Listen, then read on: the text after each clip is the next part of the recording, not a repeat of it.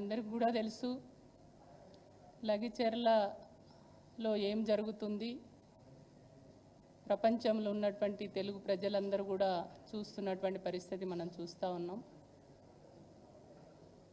లగిచెర్ల ప్రాంతంలో ఆ 3-4 గ్రామాల ప్రజలు ఫార్మా కంపెనీ కోసం ఈ రాష్ట్ర ముఖ్యమంత్రి వాళ్ళ కుటుంబ సభ్యుల కోసం ఫార్మా కంపెనీ తెచ్చుకొని మరి ఆ ఫార్మా కంపెనీ కావలసినటువంటి భూములు అక్కడి ప్రజల దగ్గర నుంచి గుంజుకునేటువంటి ప్రయత్నం ఏదైతే చేస్తున్నారో మరి దాన్ని ఆ ప్రాంతంలో నివసిస్తున్నటువంటి ఆదివాసులు, ముఖ్యంగా గిరిజన కుటుంబాలు, వాళ్ళు కాయ కష్టం చేసుకొని కూలీనాలి చేసుకొని ఒక పూట తిని ఇంకో పూట తినక పైసా కూడబెట్టుకొని గుంటనో 2 గుంటలో ఎకరమో 2 ఎకరాలు సంపాదించుకొని ఆ భూమిపైననే వాళ్ళ జీవన విధానాన్ని కొనసాగిస్తున్నటువంటి ఆ కుటుంబాల భూములను గుంజుకుంటామని అన్నప్పుడు అక్కడ ఆ భూములపైననే ఆధారపడి బతుకుతున్నటువంటి అక్కడున్నటువంటి ప్రజలు మా భూములే మా జీవనం, మా భూములపైనే మా కుటుంబాలని మేము పోషించుకుంటున్నాం, మేము కాయ కష్టం చేసి సంపాదించుకున్నటువంటి మా భూముల్ని మేము ఇయ్యము, మా ఇల్లులను మేము పోనీయము, మేము కష్టపడి సంపాదించుకొని కట్టుకున్నాం అని చెప్పేసి వాళ్ళు అడుగుతూ ఉంటే వాళ్ళని అడుగుతున్నప్పుడు వాళ్ళని కన్విన్స్ చేసి వాళ్ళని ఒప్పించి వాళ్ళకు పోతున్నటువంటి వాటికి 2 ఇస్తాం 3 ఇస్తాం అని వాళ్ళని కన్విన్స్ చేసి కాళ్ళ ఎల్లబడి ఒప్పించే ప్రయత్నం చేయకుండా, అరే మేము గుంజుకుంటాం, మేము తీసుకుంటాం, మీరు మమ్మల్ని అడిగేటోళ్ళ, మీరు మమ్మల్ని ప్రశ్నించేటోళ్ళ, అరే మీ భూములైతే కావచ్చు కానీ మాకు కావాలి, మా ఫార్మా కంపెనీ మా కుటుంబ సభ్యుల కోసం మేము కడుతున్నాం, ఆ భూములు మేము గుంజుకుంటాం, మీరు నోరు విప్పద్దు, మీరు మాట్లాడొద్దు, మేము చెప్పింది చేయాలి, మేము చేసిందే చూడాలి అన్నటువంటి పద్ధతిలో ఇవాళ ఆ ప్రాంత ప్రజల్ని అదిరించి బెదిరించి అరెస్టులు చేసి నానా రకాల హింసలు పెడుతున్నటువంటి పరిస్థితి మనం చూస్తూ ఉన్నాం. హింసలే కాదు, అక్కడ ఉన్నటువంటి కలెక్టరు ఆ ప్రజల మనోభావాల్ని గుర్తించి అక్కడి ప్రజల్ని మాట్లాడకుండా ఈ రాష్ట్ర ముఖ్యమంత్రి కూడా ఆ నియోజకవర్గానికి సంబంధించినటువంటి వ్యక్తి, మరి ఆ ప్రాంత ప్రజల మనోభావాలు తెలిసినటువంటి వ్యక్తి, అక్కడ అట్టడు వర్గాల పేద కుటుంబాలకు చెందినటువంటి ఒక గిరిజన కుటుంబాలు, మరి వాళ్ళను మాట్లాడి ఒప్పించి తీసుకుందామనే ప్రయత్నం కాకుండా ఒక హైడ్రామా, ఒక కలెక్టరు మీటింగ్ పెడతాని పోతాడు, ఆ ఊర్లలో ఉన్నటువంటి ప్రజలకు చెప్పడు, ఊరు బయట ఎక్కడనో మీటింగ్ పెడతాడు, ఎవరికి సమాచారం ఇయ్యడు, సెక్యూరిటీ ఉండదు.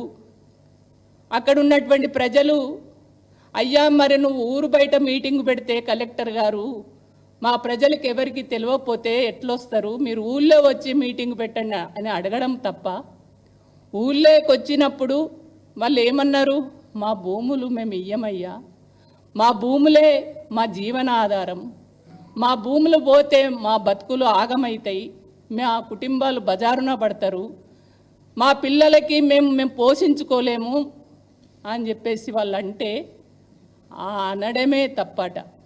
అడిగితే మా భూములు ఇయ్యము అనంటే, మా ఇల్లులు మేము ఇయ్యము అనంటే దాడి చేసినామనే ఒక కుట్రపూరితమైనటువంటి తప్పుడు మాటలు మాట్లాడి ఇవాళ అక్కడ ఉన్నటువంటి కాంగ్రెస్ పార్టీ సంబంధించినటువంటి కార్యకర్తలతోటి లొల్లి పెట్టించి వాళ్ళకు వాళ్ళే తోపులాట చేసుకొని కలెక్టర్ పైన దాడి చేసిరని తప్పుడు ప్రచారం ఏదైతే చేస్తున్నారో, కలెక్టరే కదా స్వయంగా చెప్పింది, నా పైన దాడి జరగలేదు, మీరే రకమైనటువంటి ధర్నాలు చేయకండి అని చెప్పేసి కలెక్టర్ గారే చెప్తుంటే అవి వింటలేరు. కానీ బీఆర్ఎస్ కార్యకర్తలు, బీఆర్ఎస్ నాయకులు అది కేటీఆర్ గారికే సంబంధం ఉంది చేపించిండని అనడానికి సిగ్గులేదా ఈ రాష్ట్ర ముఖ్యమంత్రికి? అంటే ప్రజలకు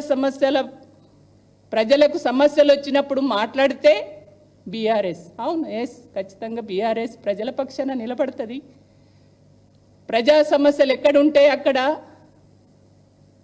ఆ ప్రజల సమస్యల పరిష్కారం కోసం ఎల్లవేళలుగా అండగా ఉంటుంది. ఎందుకు ఆ బాధ్యత బీఆర్ఎస్కే ఉంటుంది. ఎందుకు బీఆర్ఎస్ పార్టీ పుట్టింది తెలంగాణ రాష్ట్రం కోసం. తెలంగాణ రాష్ట్రానికి బీఆర్ఎస్ పార్టీకి అవినాభావ సంబంధం ఉంది. ఒక పేగు బంధం ఉంది బీఆర్ఎస్ పార్టీకి. బీఆర్ఎస్ పార్టీ తెలంగాణలో ఏ మూలలా ఎక్కడ ఏ వర్గ ప్రజలకు ఏదైనా చీమ చిటుక్కుమన్నా ఖచ్చితంగా అక్కడ ప్రత్యక్షమవుతుంది. కాబట్టే ఇవాళ లగిచెర్ల జరుగుతున్నటువంటి అక్కడ ఉన్నటువంటి ప్రజలు వాళ్ళ హక్కుల కోసం, వాళ్ళ భూములు కాపాడుకోవడం కోసం, వాళ్ళ ఇల్లులు కాపాడుకోవడం కోసం ఏదైతే కొట్లాడుతున్నారో ఆ కొట్లాడుతున్నటువంటి ప్రజల పక్షాన నిలబడేటువంటి బాధ్యత ప్రధాన ప్రతిపక్ష పార్టీ, అదేవిధంగా ఉద్యమ పార్టీ, తెలంగాణ పట్ల ప్రేమ ఉన్నటువంటి పార్టీ, తెలంగాణలో అట్టడుగు వర్గాల ప్రజల పక్షాన నిలబడి వాళ్ళకు అండగా ఉండి ఒక భరోసానిచ్చేటువంటి పార్టీ బీఆర్ఎస్ పార్టీ. కాబట్టి ఖచ్చితంగా లగిచెర్లనే కాదు హైడ్రా ప్రజల పక్షాన ఉంటుంది. ఎక్కడ ఏ సమస్య వచ్చినా ఆ సమస్య పరిష్కారం కోసం ఈ ప్రభుత్వం చేస్తున్నటువంటి ప్రజా వ్యతిరేక పరిపాలన, ప్రజలను నవవంచన చేసే పరిపాలన ఏదైతే చేస్తుందో ఆ ప్రజా వ్యతిరేక పరిపాలనను ఎప్పటికప్పుడు ఖచ్చితంగా ఈ బీఆర్ఎస్ పార్టీ ఎండగడుతుంది, ఖచ్చితంగా నిలదీస్తుంది. కాబట్టే ఈ ఒక నయవంచక పరిపాలన చేస్తున్నటువంటి ఈ రేవంత్ రెడ్డికి తెలంగాణ పట్ల ప్రేమ ఉంటుందా అండి? ఏనాడన్నా తెలంగాణ పదం ఉచ్చరించిండా? తెలంగాణ అనే పదం ఇన్నేళ్ల కాలంలో ఈ 11 నెలల కాలంలో ఒక రాష్ట్ర ముఖ్యమంత్రిగా తెలంగాణ అనే జై తెలంగాణ అనేటువంటి పదం వాడిండా? ఎప్పుడన్నా నినదించిండా? మరి ఆయనకి ఎందుకుంటుందా ప్రేమ? ఆయనను ఆనాడు సమైక్య పాలనకు అండగున్నటువంటి వ్యక్తి. కాబట్టే ఈ ప్రాంత ప్రజల పట్ల ప్రేమ అభిమానం ఉండదు. కాబట్టి ఆయనకేంటి, ఎట్లా చేసి నేను అధికారాన్ని చెలాయించాలి, ఆనాడు ఏదైతే ఎన్నికల సమయంలో హామీలు ఇచ్చిండో ఆ ఇచ్చినటువంటి హామీలను అమలు చేయకుండా వాటిని మరిపించడం కోసం ఇవాళ ఈ రకమైనటువంటి బీఆర్ఎస్ పార్టీని, బీఆర్ఎస్ పార్టీ నాయకులు కేటీఆర్ గారిని అరెస్ట్ చేస్తాం, హరీష్ రావు గారిని అరెస్ట్ చేస్తాం, కేసీఆర్ గారిని అరెస్ట్ చేస్తాం అని ఎవరిని బెదిరిస్తున్నావు? నీ బెదిరింపులకు భయపడేటోళ్ళు అనుకుంటున్నావా బీఆర్ఎస్ వాళ్ళు? బీఆర్ఎస్ పార్టీ కార్యకర్తలు కానీ నాయకులు కానీ. ఇది ఉద్యమ పార్టీ రేవంత్ రెడ్డి. ఈ జైళ్ళు కేసులు ఇట్లాంటి వాటిని మేము చాలా చూసినాం. కేసులకు భయపడేటువంటి వాళ్ళు ఇక్కడ ఎవరు లేరు, నీ అరెస్టులకు భయపడే వాళ్ళు ఎవరు లేరు. ఖచ్చితంగా పోరాడుతుంది, ఎదురు తిరుగుతుంది, గట్టిగా నిలబడుతుంది. ఏది చేసినా నువ్వు నీ భయం అంతేంది? ప్రొద్దున లేస్తే కేటీఆర్ గారు ఏదో ఒక మూలకు పోతున్నాడు, ఏదో ఒక సమస్య పైన మాట్లాడుతున్నాడు, నువ్వు చేస్తున్నటువంటి తప్పుడు పరిపాలన, ప్రజా వ్యతిరేక పరిపాలనను ప్రశ్నిస్తున్నాడు. ఏదో ఒక పక్కన హరీష్ రావు గారు పోతున్నారు, మాట్లాడుతున్నారు, నిలదీస్తున్నారు. కాబట్టి వీళ్ళను చూస్తే నీకు వణుకు పుడుతున్నది, భయం పుడుతున్నది. కాబట్టే ఇటు వీళ్ళని అరెస్ట్ చేస్తే ఇవాళ బీఆర్ఎస్నే లేకుండా చేస్తాడు. నీ జాగిరా ఏమన్నా తెలంగాణ? నువ్వు కొట్లాడి తెచ్చినావా తెలంగాణ? నువ్వెవడివి తెలంగాణలో బీఆర్ఎస్ పార్టీని లేకుండా చేస్తానడానికి? ప్రజలు నువ్వు చేస్తున్నటువంటిది ప్రతిదాన్ని కూడా గమనిస్తున్నారు. ఖచ్చితంగా తెలంగాణలో ఉన్నటువంటి ప్రజలు, యావత్ ప్రపంచవ్యాప్తంగా ఉన్న తెలుగు ప్రజలందరూ కూడా నువ్వు ప్రతి నువ్వు మాట్లాడే ప్రతి మాటను కూడా గమనిస్తున్నారు, నువ్వు చేస్తున్నటువంటి పనుల్ని కూడా గమనిస్తున్నారు. ఇవాళ ఏదైతే ప్రజా వ్యతిరేక ఇవాళ నాకు బాధేస్తుంది. రేవంత్ రెడ్డి, నువ్వు ఫార్మా కంపెనీ కోసం భూములు కావాలంటే నువ్వు దర్జాగా వెళ్ళు, పొద్దంతా వెళ్ళు, నీ అధికారులను పంపియు, ఆ ప్రాంత ప్రజల్ని కన్విన్స్ చేయి. నువ్వే మీటింగులు పెడతావు, నువ్వే దాడులు క్రియేట్ చేస్తావు, నువ్వు మళ్ళా దాడులు నువ్వే చేస్తావు, నువ్వు ఆ ప్రజలు అమాయకమైనటువంటి రైతులే దాడులు చేసిరని చెప్పేసి వాళ్ళని అరెస్ట్ చేస్తావు. ఎంత దారుణం అంటే ఆ అరెస్ట్ చేసినటువంటి రైతులను ఎక్కడ పెట్టిండో తెలియదు. అంటే ఇవాళ ఆ గ్రామాలల్లో ఉన్నటువంటి మా అక్క చెల్లెళ్ళకి, ఆ మహిళలకి భర్త ఎక్కడున్నాడో తెలియదు. ఆ వాళ్ళ పుట్టినటువంటి పిల్లలు నానెక్కడమ్మంటే ఇవాళ తండ్రి అంటే భూములు మాకు కావాలి, మా భూములు ఇయ్యమనంటే ఏం చేసిండు? భార్యకి భర్తను దూరం చేసిండు, పిల్లలని దూరం చేసిండు, ఒకళ్ళకి ఒకళ్ళు లేకుండా కాకుండా చేసినటువంటి పరిస్థితి. అంటే ఇంత దారుణానికి అంటే అర్ధరాత్రి కరెంటు బంద్ చేస్తావు, ఆ కమ్యూనికేషన్ లేకుండా ఇంటర్నెట్ బంద్ చేస్తావు, నీళ్లు బంద్ చేస్తావు, ఏది కూడా అక్కడ లేకుండా చేసి అర్ధరాత్రి పోయి ఇవాళ ఆ ఇళ్ళల్లో ఉన్నటువంటి ఆడవాళ్ళను అంటే వాస్తవంగా అక్కడ ఉన్నటువంటి మగవాళ్ళని అందరిని అరెస్ట్ చేసేసరికి చాలామంది కొట్టడంతో ఎక్కడోళ్ళు అక్కడ పారిపోయారు. అక్కడ ఉన్నటువంటి వాళ్ళు ఇప్పుడు మగ పిల్లలు అనే వాళ్ళు, మగ మనిషి అనే వాళ్ళు కూడా కనపడతలేనటువంటి పరిస్థితి.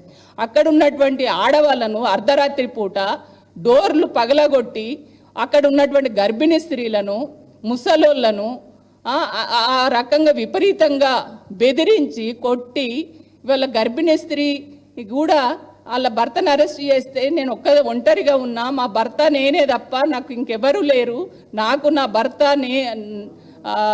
నేను నా భర్తకి నాకు ఇబ్బంది అవుతుంది, నేను ఆయనతోటి నేను కూడా పోతానంటే ఆమెను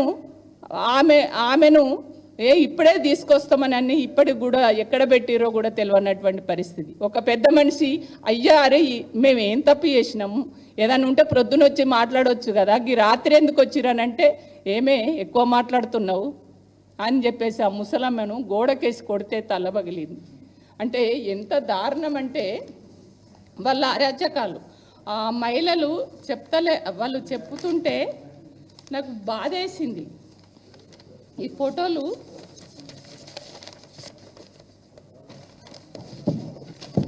ఇట్లా చూస్తే ఎంత ఈమెను ఈ పెద్ద మనిషి పండు పెద్ద ముసల ఆమెను రాత్రి పోయి గోడకేసి కొట్టిరు, తల పగిలింది. ఈమెను ఇగో చూడు కాలుకు ఎట్లా గాయమైందో, కాలు తొడ అంటే వాళ్ళు ముట్టుకోరాని ప్లేసులల్లో, వాళ్ళకు చెప్పరాని ప్లేసులల్లో కూడా వాళ్ళు ముట్టుకొని ఆ రకంగా దారుణానికి ఒడిగట్టినటువంటి పరిస్థితి. ఇవాళ రేవంత్ రెడ్డి ఏదో తెలంగాణలో మంచి పరిపాలన చేస్తారని అనుకుంటే, మార్పుతోటి మా బతుకులలో వెలుగు నింపుతాడేమో అనుకుంటే ఏం చేసిండు? నిజాం కాలంలో రజాకారులు ఏ రకమైనటువంటి పరిస్థితుల్లో ఆడవాళ్ళు బట్టలు తీసి అట్లా విపరీతంగా వాళ్ళను వేధించిండ్రో, కొట్టిండ్రో, అదే రోజు రజాకారుల రోజులు మళ్ళీ వాళ్ళ రేవంత్ రెడ్డి ఆ రోజుల్ని గుర్తు చేసే విధంగా వాళ్ళ ఆయన పరిపాలన ఉంది. కాబట్టి నేను ఒకటే రిక్వెస్ట్ చేస్తున్నా, తెలంగాణలో ఉన్నటువంటి మేధావులు అదేవిధంగా వివిధ సంఘాలలో ఉన్నటువంటి సంఘాల నాయకులు, అదేవిధంగా చాలామంది వల్ల ఎర్ర జెండా పార్టీ వాళ్ళు కూడా ఎక్కడ సమస్య ఉంటే అక్కడ ఉరికొస్తారు. మరి ఏమైందో ఏమో నాకు అర్థం కాదు. వీళ్ళు పేదోళ్ళు కాదా?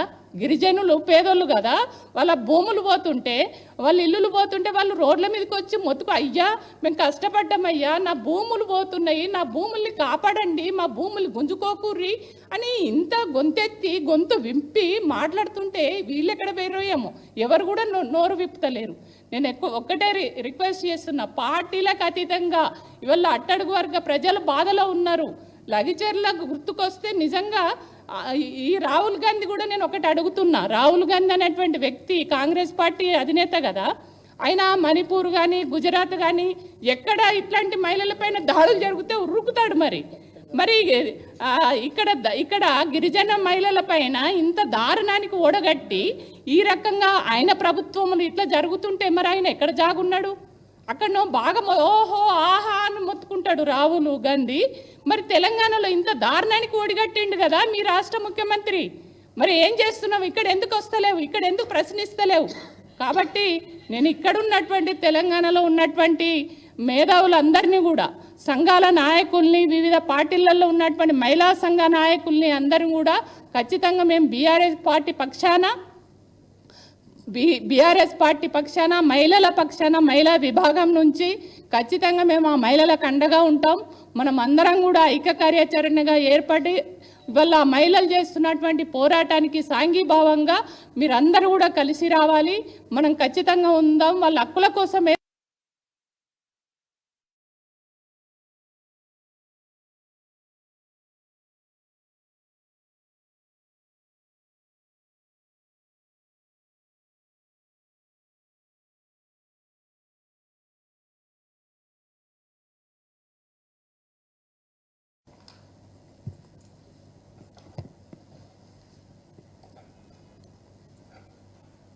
అందరికీ నమస్కారం. మొన్న సబిత గారు, నేను, కోవా లక్ష్మి గారు, వికారాబాద్ మాజీ ఎమ్మెల్యే గారు, మేమందరం కూడా పరిగి పోలీస్ స్టేషన్లో లఘుచర్ల రైతులందరినీ పెట్టారు అంటే పరామర్శించడానికి వెళ్ళడం జరిగింది. నిజంగా వాళ్ళు చెబుతూ ఉంటే మా కళ్ళల్లో నీళ్ళు వచ్చాయి. రాత్రికి రాత్రి వాళ్ళని తీసుకొచ్చి మరి 50 మందిని తీసుకొస్తే మరి అక్కడ ఉన్నటువంటి కొంతమంది కాంగ్రెస్ నాయకులు చూపించిన వాళ్ళనేమో బయటికి పంపించారు, కొంతమందిని మాత్రమే బీఆర్ఎస్ మీటింగ్లో పోతారు, లేదంటే అక్కడ ఉండేటటువంటి నాయకులతో పాటు ఉంటారు అనుకున్న వాళ్ళని కావాలని నిర్బంధించి మరి అక్కడ కనీసం దాడి జరిగిన దగ్గర ఉన్నారా లేరా, అసలు దాడి జరిగిందో లేదో కూడా తెలుస్తలేదు. ఎందుకంటే ఇందాక అక్కన్నారు కలెక్టర్ గారే స్వయంగా నా మీద ఎటువంటి దాడి జరగలేదు అనేసి ఆయన నోటెమ్మటే వచ్చినప్పటికీ మరి అమాయకుల్ని తీసుకెళ్ళి ఈరోజు పోలీస్ స్టేషన్లో ఉంచడం జరిగింది. బయటకు వచ్చి వాళ్ళ కుటుంబ సభ్యులతో మాట్లాడే ప్రయత్నం చేస్తే మరి ఆ పోలీస్ స్టేషన్లో ఐటీఐ స్టూడెంట్ ఒక అతను ఉండే, అక్కడ నాకు అసలు ఏమీ తెలియదు, నేను కాలేజ్ నుంచి వచ్చి అక్కడ నిలబడితే నన్ను తీసుకొచ్చేసి జైల్లో పెట్టారు అనేసి. గర్భిణి ప్రవీణ్ అనేటటువంటి ఒక అతను, అక్కడ నిండు నెలల గర్భిణి నా భార్య, నన్ను కొట్టారు, నేను అసలు అక్కడ దాడి జరిగిన చోట లేను. మరి వాళ్లకు అన్ని చోట్ల మరి మీడియా తీసినటువంటి వీడియోలు కావచ్చు, వాటన్నిటిలో చూస్తే ఎవరున్నారు ఎవరు లేరు అనేది తెలుస్తుంది కదా. అయినా కూడా అన్యాయంగా మమ్మల్ని తీసుకొచ్చి బాగా కొట్టారక్క, కొట్టినట్టుగా మళ్ళీ ఎవరన్నా వచ్చి అడిగినప్పుడు చెప్తే మళ్ళొక రౌండ్ మీకు వేస్తామనేసి బెదిరించారక్క అనేసి వాళ్ళు చెప్పడం. బయటకు వచ్చి మహిళలతో మాట్లాడే ప్రయత్నం చేస్తే వాళ్ళు మీడియా ముందుకు వచ్చి కూడా వాళ్ళతో ఏం జరిగిందో చెప్పుకోలేనటువంటి పరిస్థితిలో వాళ్ళు ఉన్నారు.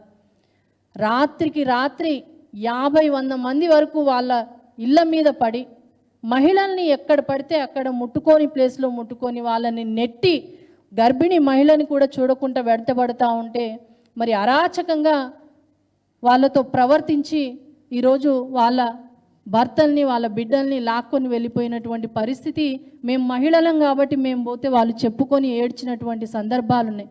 మీడియా ముందుకు వచ్చి చెప్పండి అమ్మా అంటే మాకు భయం అక్క, మేము మీడియా ముందుకు వస్తే మరి మా వాళ్ళని మళ్ళీ కుట్రలు చేస్తారేమో, మా వాళ్ళని మళ్ళీ పోలీస్ స్టేషన్లో ఉన్న వాళ్ళని కొడతారేమో, ఇబ్బంది పెడతారేమో, మాకు ఇక్కడ పరిగి అయితే దగ్గరక్క, మా వాళ్ళని కనీసం పోలీస్ స్టేషన్కి వచ్చి చూసుకుంటాము, మళ్ళీ ఎక్కడికో మారుస్తారంట, మరి మా వాళ్ళని మేము ఎట్లా చూసుకుంటాము అనేసి బాధలు పడ్డటువంటి పరిస్థితి. నిజంగా ఈ రాష్ట్రంలో ఏం జరుగుతూ ఉంది అనేది ఒక్కసారి మనం అందరం ఆలోచన చేయాలి. సొంత ఇలాఖా తెలంగాణ ముఖ్యమంత్రి రేవంత్ రెడ్డి గారి సొంత నియోజకవర్గము, హోంశాఖ కూడా ఆయన దగ్గరనే ఉంది. మరి అయ్యో అప్పటికప్పుడేమన్నా జరిగిందా అంటే కాదు. భూములు తీసుకునే విషయంలో కొన్ని నెలలుగా రగులుతున్నటువంటి ఈ విషయము మరి అక్కడ ఒక ముఖ్యమంత్రిగా కాకపోయినా అక్కడ ఎమ్మెల్యేగా ఉన్నటువంటి ముఖ్యమంత్రి గారి రేవంత్ రెడ్డి గారికి తెలియదా? హోంశాఖ మరి కనీసం సమాచారం ఇవ్వకుండా ఉంటుందా? అంటే అక్కడ ఏం జరుగుతుందనేది పూర్తి సమాచారం ఉన్నా కేవలం కేటీఆర్ గారిని ఇరికించాలి, అక్కడ ఉన్నటువంటి బీఆర్ఎస్ మాజీ ఎమ్మెల్యేని ఇరికించాలి అనేటటువంటి దురుద్దేశంతో ఇది కాంగ్రెస్ చేసినటువంటి పక్కా కుట్ర, రైతుల మీద చేసినటువంటి కుట్ర. ఒక ముఖ్యమంత్రిగా, ఆ నియోజకవర్గ ఎమ్మెల్యేగా, ఒక హోంశాఖని తీసుకున్నటువంటి వ్యక్తిగా ఆయనకు సమాచారం ఉండకుండా ఉంటుందా?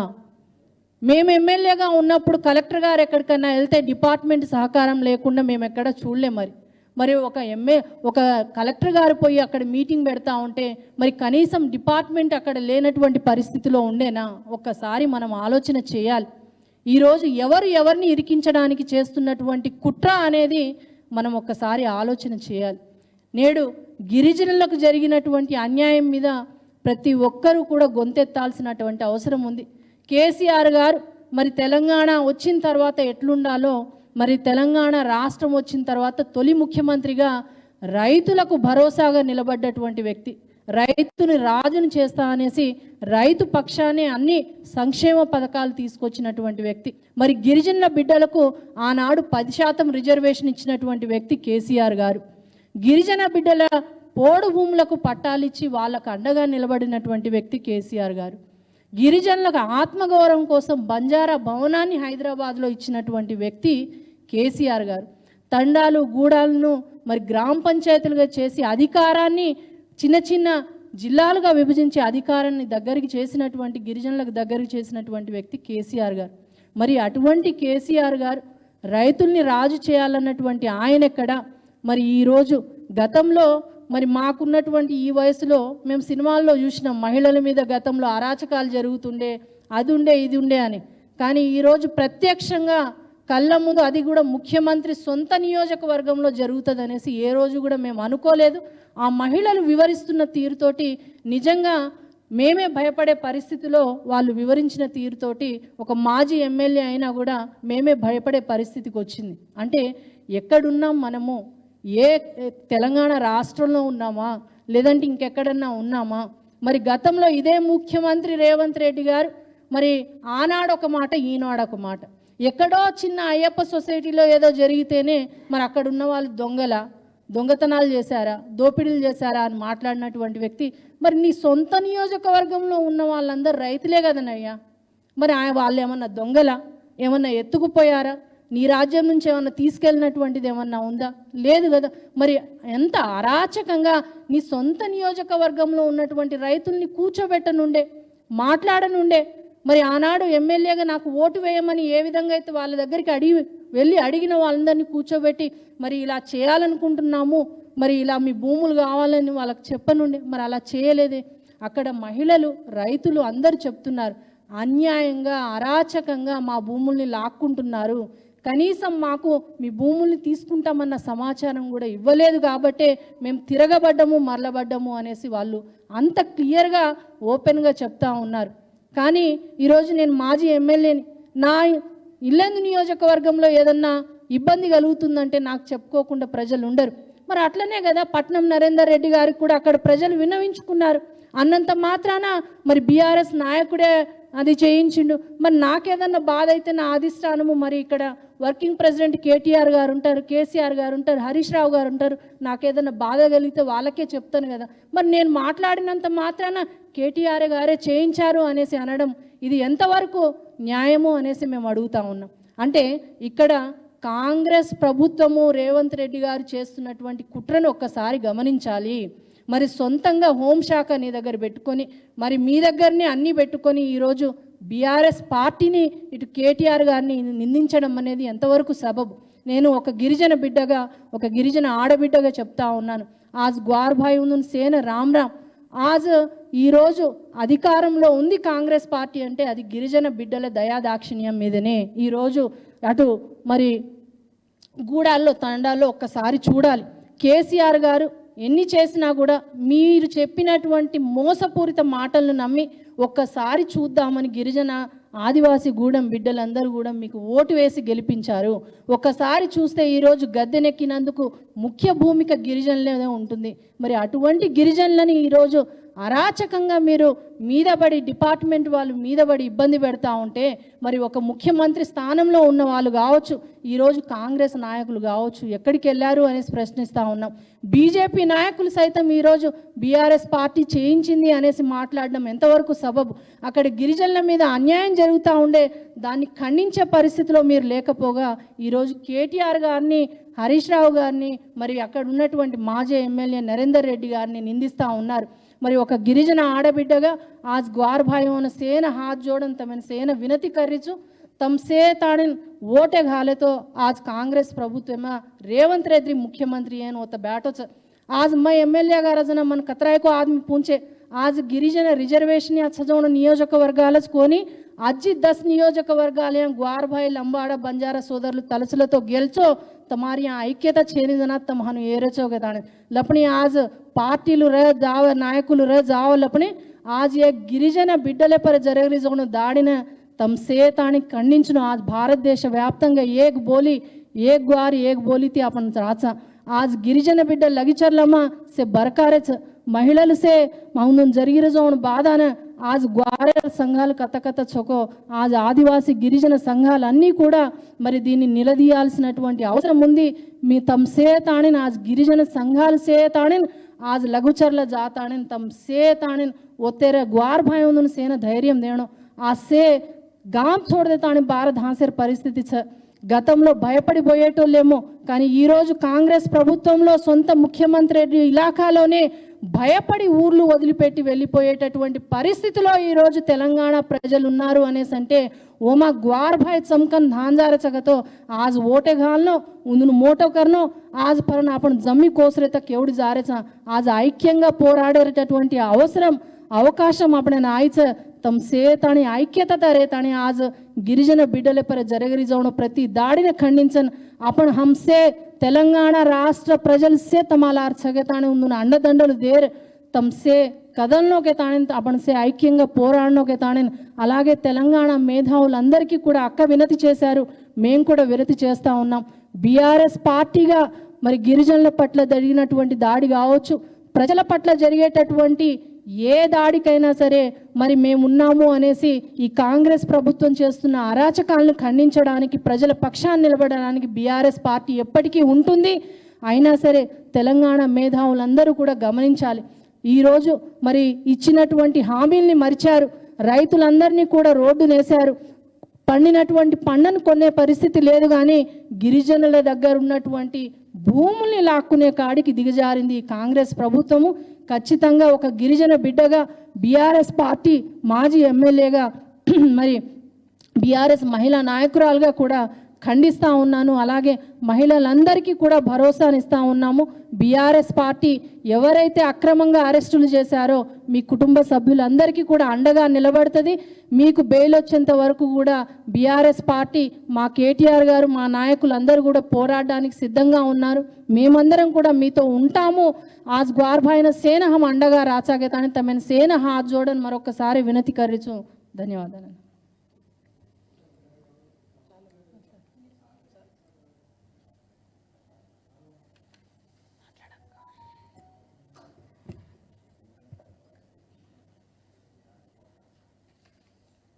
దాదాపు 3-4 రోజుల నుంచి మరి ఏదైతే కొడంగల్ నియోజకవర్గంలో మరి లఘుచర్లలో జరిగినటువంటి విషయం మీకు అందరు కూడా మీడియా మిత్రులకు ప్రెస్ మిత్రులకు తెలిసిన విషయమే నిజంగా అసలు మన ముఖ్యమంత్రి నియోజకవర్గంలో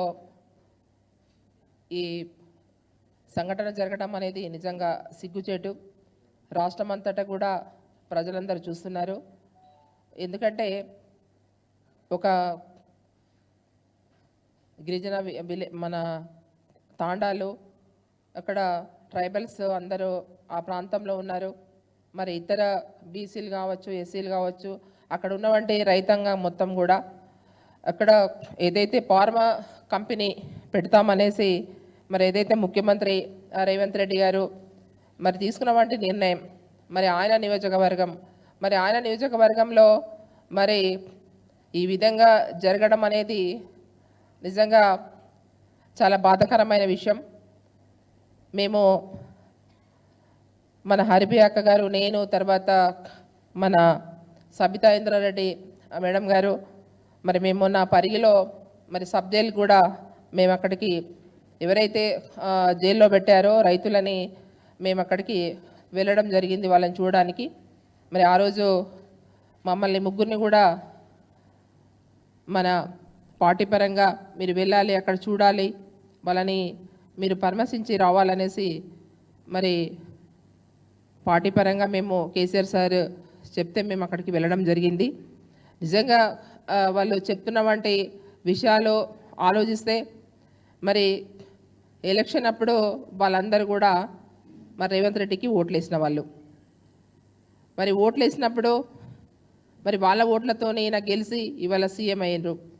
సీఎం అయిన తర్వాత వాళ్ళ ఎవరైతే మన ట్రైబల్స్ వాళ్ళందరూ కూడా ఎప్పుడో తాతల తండ్రుల నుంచి ముత్తాతల నుంచి ఎకరమో 2 ఎకరాలు వాళ్ళు వ్యవసాయం చేసుకొని మరి వాళ్ళు పండిస్తున్న వంటి పంట మరి వాళ్ళ పిల్లల్ని పోషిస్తూ వాళ్ళ పిల్లల్ని చదివిస్తూ వాళ్ళ కుటుంబాన్ని వాళ్ళు ఇప్పటివరకు పోషిస్తున్నారు. మరి అక్కడ ఏదైతే ఫార్మా కంపెనీ పెడతామంటే మరి వాళ్ళందరూ కూడా మేము 2 సార్లు పంట పండిస్తున్నాం. మరి గతంలో మరి మాజీ ముఖ్యమంత్రి కేసీఆర్ సార్ గారు మాకు రైతు బంధు ఇచ్చారు, రైతు బీమా ఇచ్చారు, మరి రుణమాఫీ కూడా మరి 1 లక్ష రూపాయలు రుణమాఫీ చేయడం జరిగింది. ఇతర పెన్షన్స్ కావచ్చు, కళ్యాణ లక్ష్మి కావచ్చు, అన్ని పథకాలు ఇస్తూ మరి వాళ్ళు పంట పండించిన వంటి చాలా సంతోషంగా వాళ్ళ పిల్లల పాపలతో వాళ్ళ కుటుంబము వాళ్ళు పోషిస్తూ ఉంటే మరి ఆ ప్రాంతంలో గెలిచిన వంటి మరి రేవంత్ రెడ్డి ముఖ్యమంత్రి గారు మరి కనీసం మరి వాళ్ళని అందరినీ పిలిపించుకోనన్న ఆ తాండాలో ఉన్న మా ట్రైబల్స్లందరినీ పిలిపించన్న మరి మాట్లాడి మరి ఫార్మా కంపెనీ పెడతా అంటున్నా, మరి మీరు అవకాశం ఇస్తారా, పెట్టనిస్తారా, మరి మీరేమనుకుంటున్నారా అనేసి అడగాలి.